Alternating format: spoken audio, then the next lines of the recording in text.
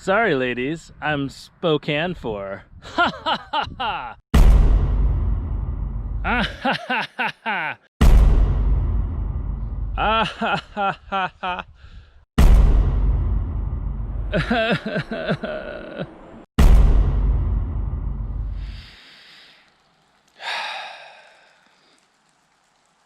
Just play the title card already.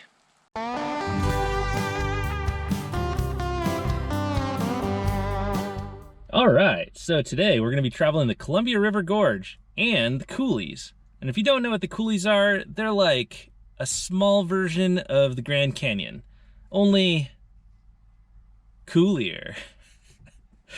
Let's go check it out. And if you think that opening was a little too dark, don't worry. My episodes are like a massage parlor in a strip mall. There's always a chance of a happy ending. So if you don't know why the Coolies are so coolie, it's because they are layers of basalt, which is my favorite rock now, that happened laid on top of each other for millions of years of volcanic eruptions. And then about 2 million years ago, a third of the planet was covered in ice in the Great Ice Age. And as that melted, it created these giant floods. And as the flood came over and cascaded in waterfalls, there was a deep pooling in the rock below. And just like a toddler asking for a sip of your drink, there was a lot of backwashing. So that backwashing ate away at the base of the cliff face, and then the cliff face would fall off, and it would do that repeatedly for a couple million years. And that is what created these giant canyons called coulees. So I think that's pretty coolie. I'm sorry, I can't help myself.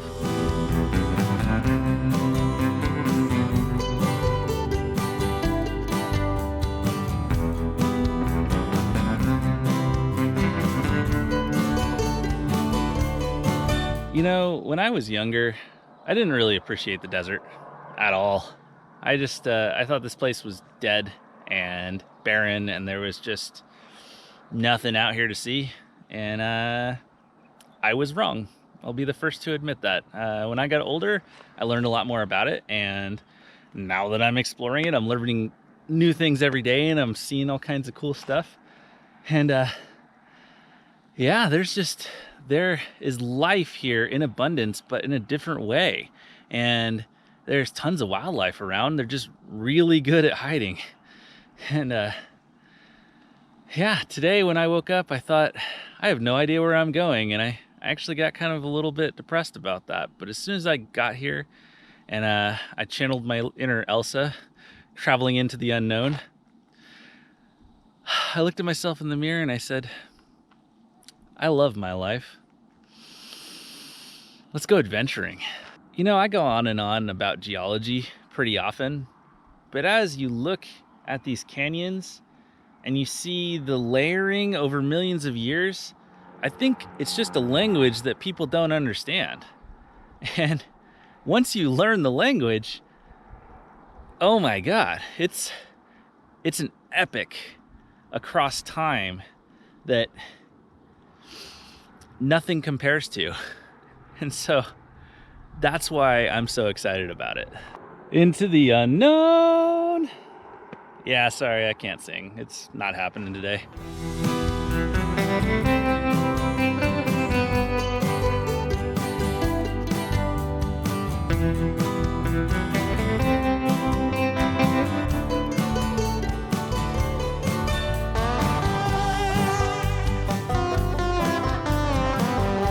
In terms of geology, if you have millions of years of either sediment or volcanic layering, like what we have through here, if you want to find the newest rocks, you got to go to the top. So I did. And in my experience, if you want to find the coolest rocks, you got to climb for it. And that means either up or down. Throughout this whole area, you're going to find different types of igneous rock because of the layering over time.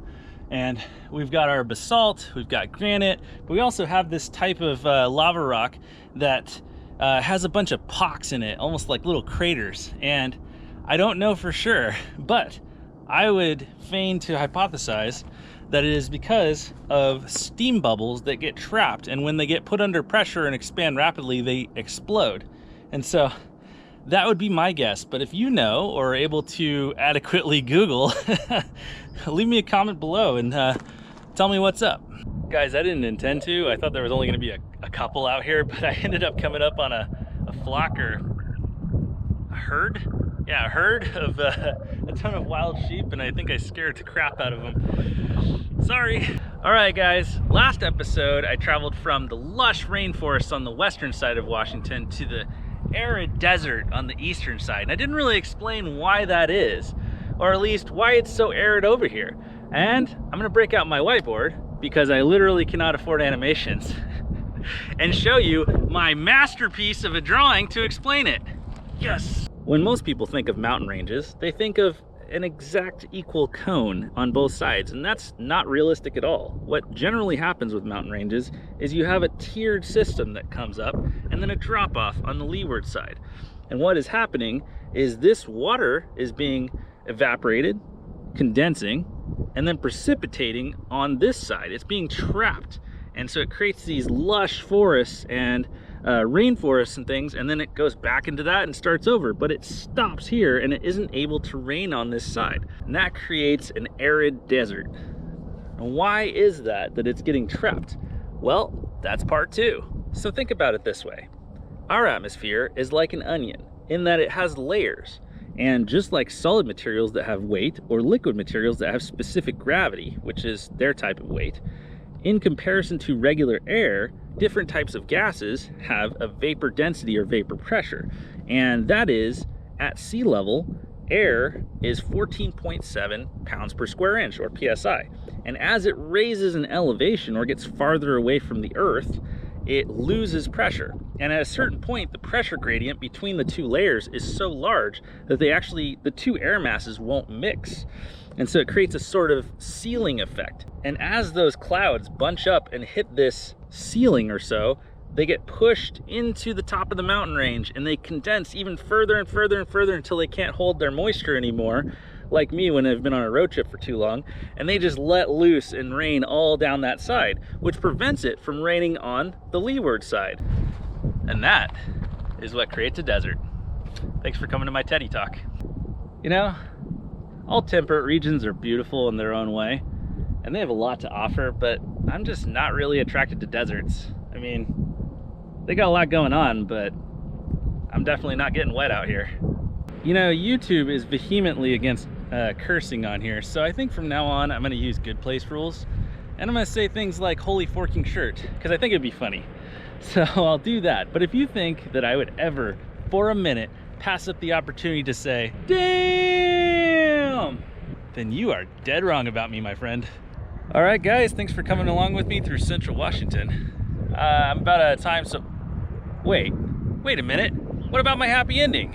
I'm about out of time for today, guys. So you know what that means. Like others, share an awesome adventure, and subscribe to A Better Way of Life. Now, I'm going on a solo adventure. Don't you forget about me. Don't you forget about me.